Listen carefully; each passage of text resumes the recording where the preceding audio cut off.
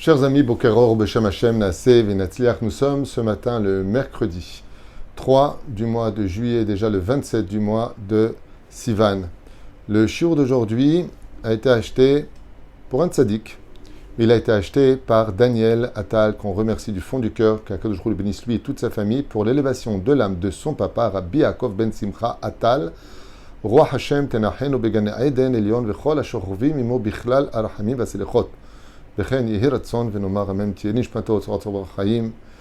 que Bezrat Hashem, le mérite de cette étude du Ben Ishraï, Yalet Nishmato Kezohar Arakia. Il demande aussi que par le mérite de cette étude, Akadosh Baruch Hu protège toute sa famille, enfants, petits-enfants et arrière-petits-enfants, ainsi que la Refoua Shlema Achlama Meira ou Briou Tetana, pour Esther Bat Gezala et Fredji Ben Gezala, qui on souhaite une grande Refoua Shlema Achlama Meira, la libération de tous nos otages Brim ou Shlemim, la protection et le retour Shel Kol Chayalenu et la venue du Melech HaMashiach. Toda Rabba d'avoir acheté ce shiur. Merci à vous d'écouter, de partager les shiurim. Je m'excuse, comme vous avez pu le constater, il y a souvent des coupures en ce moment. Je pense qu'on va changer d'appareil pour filmer les cours, puisque j'ai énormément de coupures. Je ne sais pas. Je pense qu'il y a un problème. Donc en attendant, je recommence ce cours que j'avais bien commencé. Vous étiez nombreux à le suivre. Et là, je le réenregistre en espérant, Bezrat Hashem, ne plus avoir ce problème. Nous allons étudier aujourd'hui un sujet qui est vraiment d'actualité, puisque nous sommes à la veille des législatives en France, un moment décisif pour, certes, la République française, mais aussi pour 473 000 juifs qui, loin de toute sérénité, aujourd'hui ne sont plus réellement tranquilles dans ce beau pays qu'on a connu dans les années 80, 90, 2000, un pays très agréable à vivre, ami d'Israël, entre guillemets, sur certains points en tout cas. Et aujourd'hui, on peut dire que l'avenir est très, très, très important, car la Aliyah, Bevada, qu'elle se fera au fur et à mesure du temps. Il y a aussi beaucoup de Juifs qui ne peuvent pas quitter la France, qui ne peuvent pas monter en Israël pour des problèmes de divorce, le mari ne veut pas ou la femme ne veut pas, les enfants sont présents, problème de moyens, problème de langue, barrage culturel, barrage au niveau des obligations, et puis on a des enfants, qu'est-ce qu'on fait, où on va? Donc ce n'est pas évident, et chacun de nous devons veiller, comme moi qui ai de la famille en France, entre autres, et tout juif fait partie de ma famille. Alors, bien fait que dans le cas échéant, il ne faut pas tomber dans le piège. Et ce qu'il y a de très curieux, c'est que moi qui suis de très près les élections en France en ce moment, je me rends compte combien en réalité la Torah est d'actualité, combien notre Torah, dans cette paracha qui va parler des élections. Il y a les élections dimanche en France qui auront des répercussions ensuite sur l'Europe, ce qu'on appelle l'effet domino.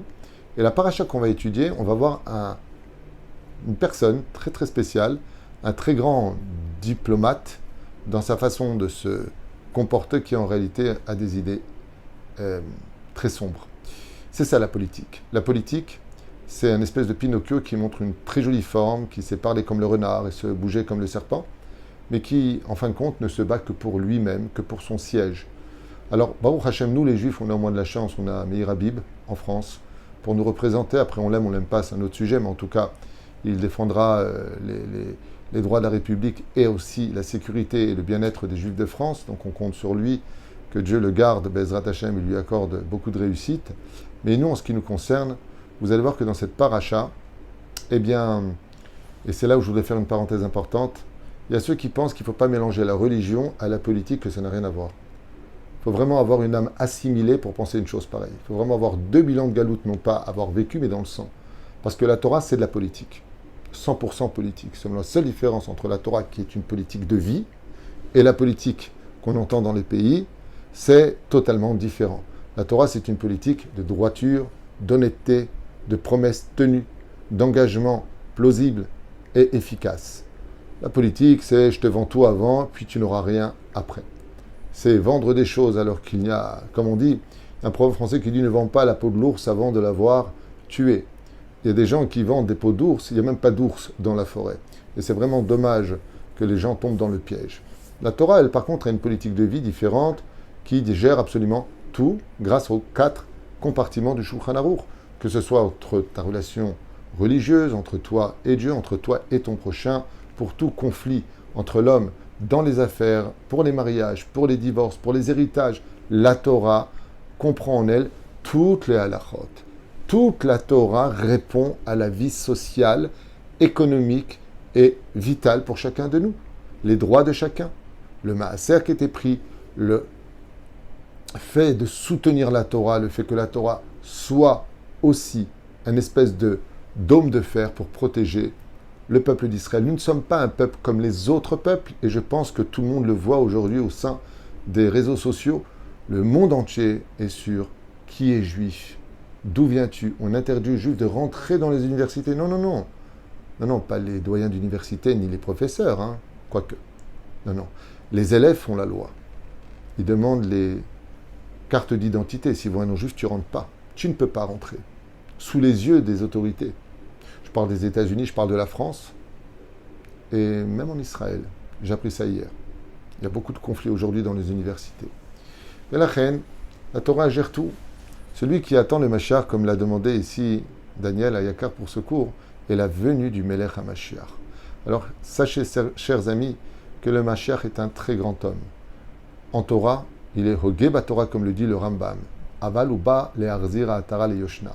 Le Rambam nous dit que quand viendra la Géoula, il n'y aura plus de Bet Mishpat, il n'y aura plus de palais de justice, ni la Cour suprême, c'est fini. Tous les litiges et tous les problèmes de la vie seront comme à l'époque du roi Shaoul, à l'époque du roi David, à l'époque du roi Salomon, à l'époque du roi Hiskiyahu, à l'époque du roi Tzidkiyahu, Vechen Alze Aderer.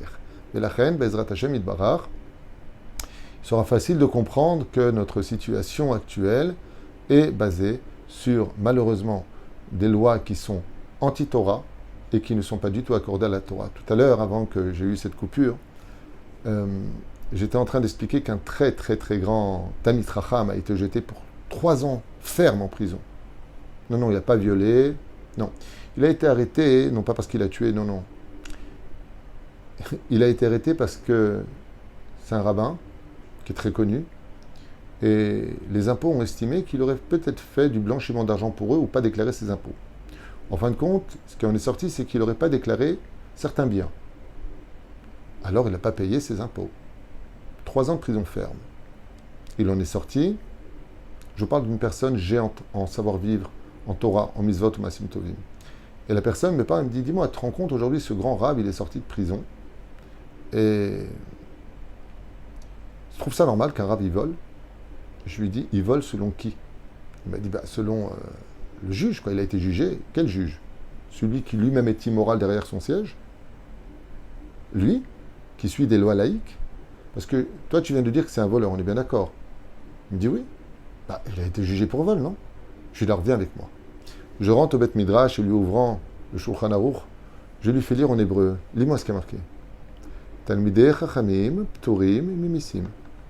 Les Talmidei Chachamim, surtout de son envergure, sont quittes de payer les impôts.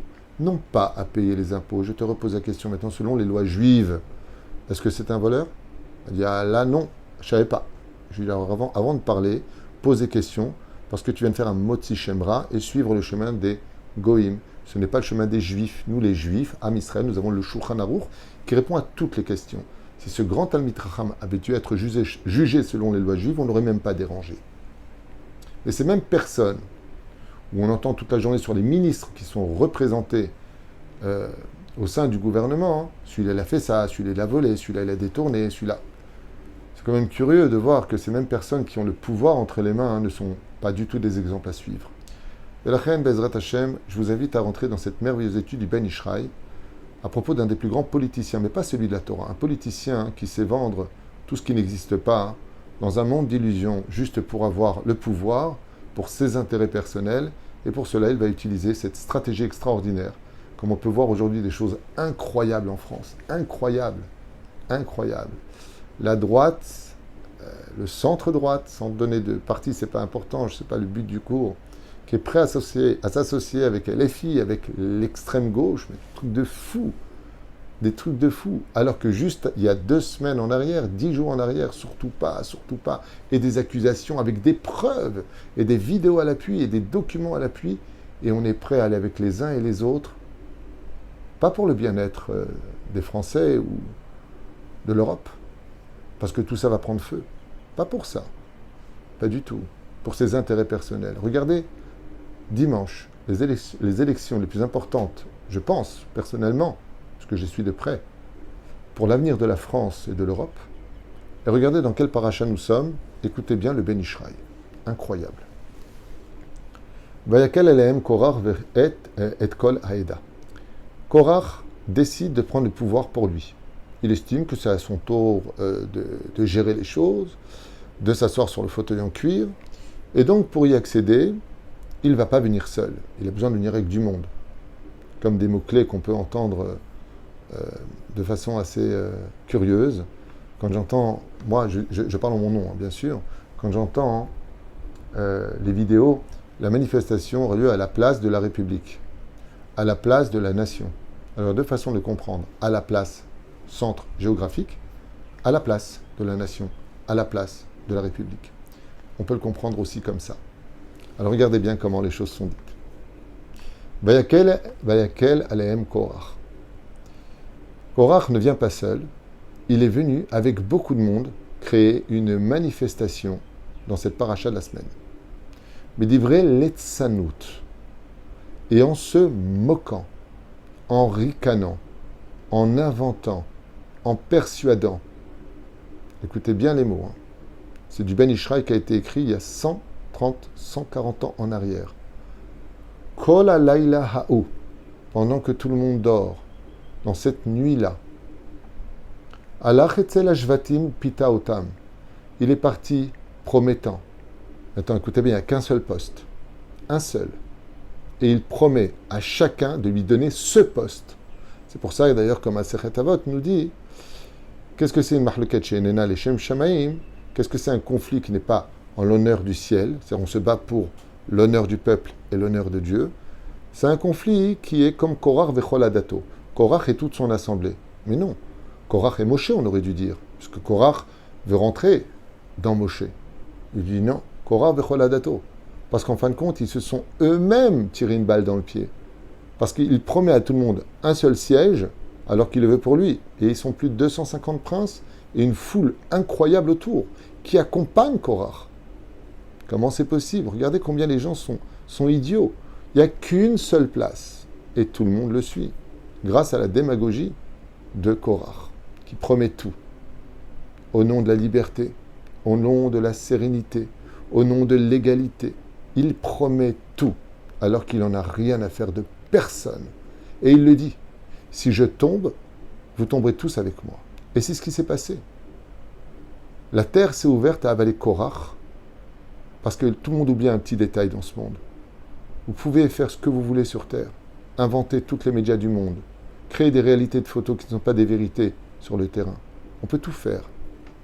Mais n'oublions pas que Dieu voit tout, que Dieu sait tout, et que Dieu déteste l'injustice, que Dieu déteste la fourberie. Ne l'oublions pas non plus. Le monde n'est pas abandonné par son Créateur. Amar Lahem, qu'est-ce qu'il leur a dit? Vous croyez que je me bats pour moi? Je me bats pour vous. Vous croyez que j'ai que ça à faire, moi, que de me battre, que de me déplacer, que de faire des meetings à droite et à gauche? Je me bats pour votre intérêt uniquement à vous. C'est vous qui devez prendre cette place. C'est à vous que je pense. C'est à vos intérêts. Et voilà que chacun est persuadé. Étant donné qu'il est mis sur un piédestal toujours avant les élections, parce qu'après les élections, bien sûr, parle au mur. Comme on dit, il y a un très beau proverbe qui dit « Avant les élections, tu as l'affiche sur le mur du personnage pour qui tu penses avoir confiance. Et puis une fois que les élections sont passées, il n'y a plus l'affiche. Donc il ne te reste plus qu'à continuer à parler avec le mur. »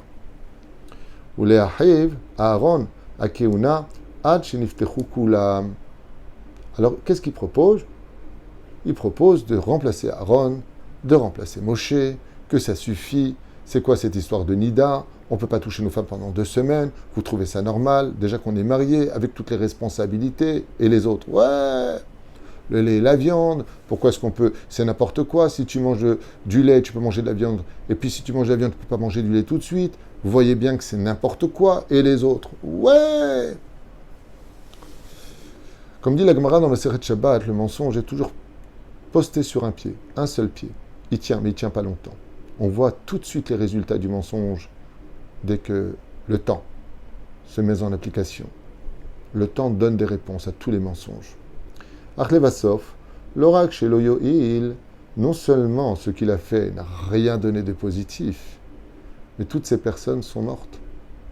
Un feu descendu du ciel, la terre qui s'est ouverte sous les pieds, un chaos immédiat au sein du peuple d'Israël qui ont suivi un politicien, menteur, arnaqueur, rempli de fourbes, qui n'avait qu'un seul intérêt, qui porte son nom dans cette paracha de Korach. Pourquoi n'est-il pas marqué Korach vechol adato? Korach et toute son assemblée. La Torah a voulu appuyer sur le fait que Korach ne s'est battu que pour lui-même et qu'il n'en avait rien à faire ni du sort des autres, ni de ce que pensaient les autres. Il a juste été fort dans sa façon de convaincre, à un tel point que nos sages nous disent que celui qui avait vécu à cette époque-là se serait même remis en question sur l'identité de Moïse et de Aaron, pour vous dire à quel point de Moshe et de Aaron. Waouh! Ki bamakom bimkom lehavi lahem tovot, et on a vu que avec toutes les promesses de Korach qui avait prévenu en disant moi avec moi en tant que leader ou avec vous en tant que leader, je vous aiderai, vous inquiétez pas, vous serez aussi près de moi, vous aurez une bonne paye, une bonne voiture de fonction, vous inquiétez pas. Eh bien, non seulement il n'a pas apporté l'équilibre, non seulement il n'a pas apporté la justice, mais il a apporté le chaos total. Pourquoi? Parce qu'il s'est attaqué aux lois divines, parce qu'il s'est attaqué à un vrai leader qui se battait uniquement pour son peuple. Vaïch Moshe Anav Meod, c'est quelqu'un de très humble. Incroyable. Klomar Korach Kivyachol, Paal Betorde Agalam. Écoutez bien ce que nous dit le Ben Ishraï. Comment est-ce qu'il les a eus? En faisant croire au peuple qu'il ne se battait que pour eux et qu'il était inquiet pour le peuple. Achlevasov, l'oracle chez Loïl. Non seulement il n'a rien fait pour le peuple d'Israël, la garam neze gadol ve'atzum l'Israël, mais il a créé un désarroi total au sein du peuple d'Israël qui a apporté la mort au sein même de notre peuple. Comme la vie la tovot et la mavet. Car au lieu d'avoir apporté plus de vie, il a tout simplement retiré des vies. Dans son livre Od Yosefraï, Machal et Ma'adavar Domé, à quoi cela ressemble? L'Ekof, chez Karav Chaborot, Ouvrit, Neemanut, Imdov, Vayar. Alors c'est l'histoire comme ça, de façon imagée, dit le Ben Ishraï, d'un espèce de singe qui a fait une alliance avec un ours de la forêt. Yerdav, Idgoriru, Bemahara, et ensemble ils ont décidé de diriger la forêt. Akof Hayam Evi Perot Metukim Larov, le but du singe était d'apporter de bons fruits en association avec l'ours. Vadov Hayam Evi Male Chofneim Dvash, et l'ours, lui, son truc, c'était d'apporter le plus de miel. Comme ça, l'un il apporte des fruits, l'ours qui monte très vite aux arbres, qui monte aux arbres pour chercher le miel, et le singe qui va chercher les fruits. Un jour, le singe s'est endormi. Et donc l'ours a pris sur lui de garder le singe. Et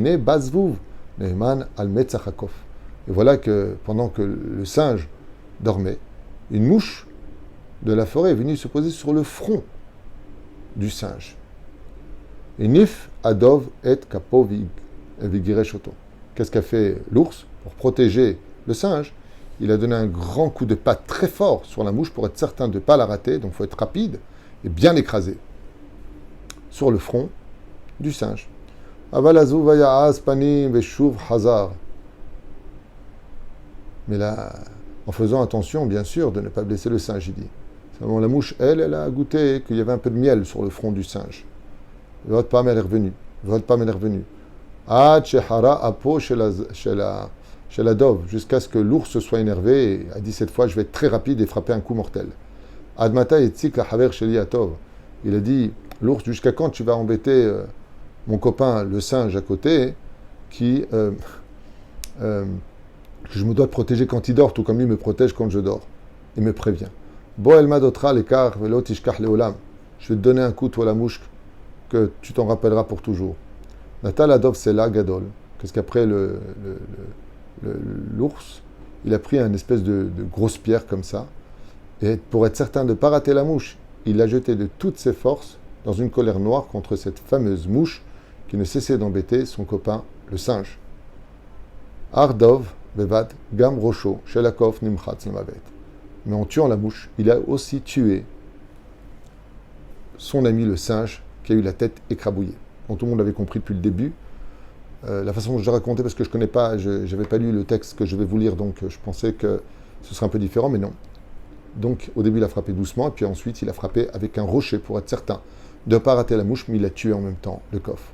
Des fois, on voit dans la politique qu'ils peuvent tirer sur des fils très importants qui pourraient paraître pour nous une meilleure qualité de vie. Mais en retirant cela, tu fais tomber tout, le principe fondamental qui équilibrait le monde qui tenait à peine sur ses jambes. Korach Kivyachol. Quel rapport avec maintenant le singe et l'ours? Le Ben Ishraï nous dit Korach Kivyachol ba legonen al Am Israël. Il dit Korach, il est comme l'ours. Il est venu prétendant qu'il va garder son ami le singe. Pas de problème.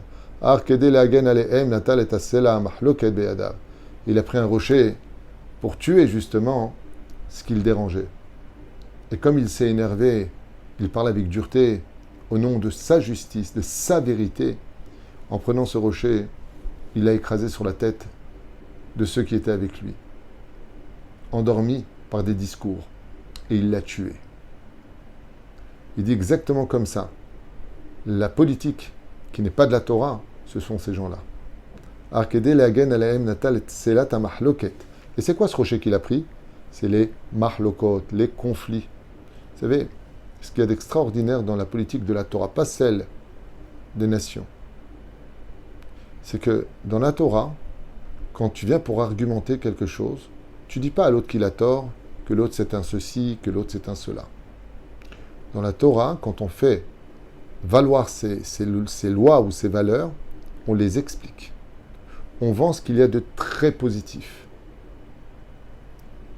Quand on n'a rien à vendre, on ne cesse que de critiquer l'autre pour briller plus haut que lui. C'est toute la différence. Vous voyez, dans le judaïsme, quand on étudie le Talmud, nous avons un compagnon d'études. Je n'ai pas le droit de lui dire tu dis n'importe quoi ou c'est pas ça du tout. Je dois le lui prouver.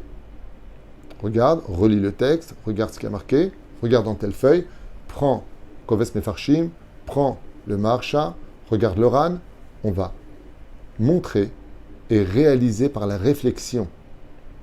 Pourquoi? Parce que quel intérêt j'aurais d'avoir raison si ce n'est que de chercher la vérité? Quand on se bat pour la vérité, on ne cherche pas à avoir raison. On se bat avec des preuves et des arguments.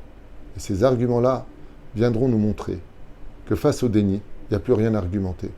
Et dans le cas de Korach, comme même si toutes les vérités étaient devant lui et qu'il les niait, la terre s'est ouverte et l'a englouti lui et malheureusement tous ceux qui l'ont suivi.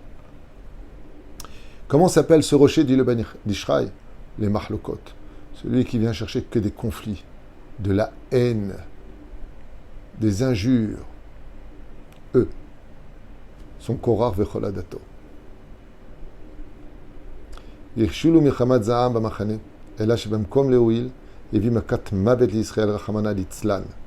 Et ça, tu le verras toujours, il dit. Il y a ceux qui se battent pour la vie, il y a ceux qui se battent pour la justice. T'as acheté un appartement, quelqu'un vient le squatter. C'est normal qu'il te prenne ton appartement? Il n'y a même pas besoin de Torah pour ça. Réfléchissez. C'est fou ce qui se passe. Quand on paye des impôts, c'est pour voir une amélioration dans sa ville. C'est pour voir que ce que tu vas verser comme impôt, parce que le pays a besoin de vivre, va améliorer tes conditions de vivre. Et non pas servir des intérêts que tu ne comprendras pas, que tu ne vois pas, et de qui plus est, travaille pour les autres. Ce sont des choses tellement bêtes qu'il n'y a même pas besoin de cerveau pour le comprendre.